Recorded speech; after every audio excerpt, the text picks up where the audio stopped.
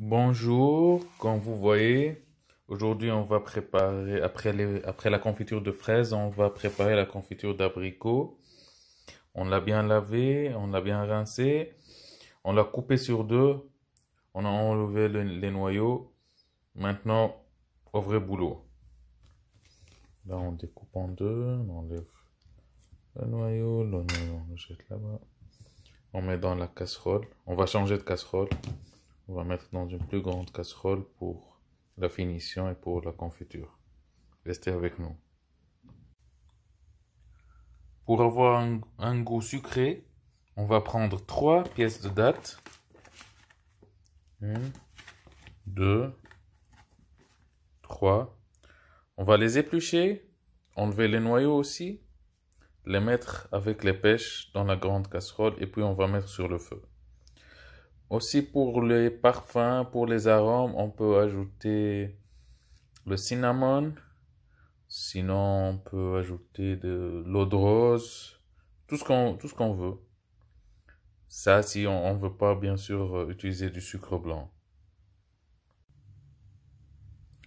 Aussi, et pour garder la couleur orange de la confiture d'abricot, on va ajouter le jus d'un citron, l'équivalent d'un petit verre de jus de citron,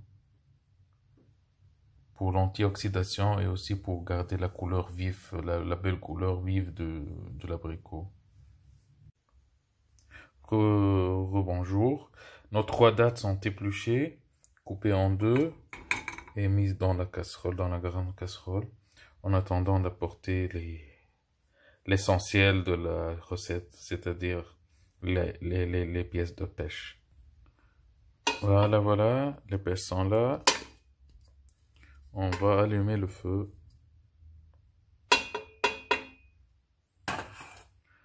On va ajouter un 0,2 ml, 0,2 centilitres, donc 20 ml d'eau. L'équivalent d'un petit verre de Nescafé.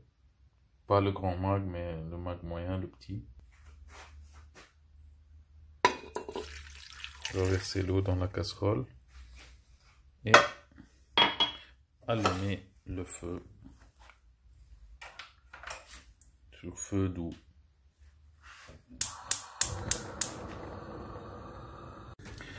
Donc, chaque 5 minutes, on tourne un peu avec la cuillère.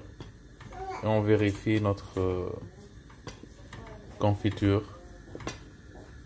Regardez bien la texture, comment ça devient. Bon, dans l'autre casserole, je suis en train de stériliser la boîte dans laquelle je vais mettre ma confiture.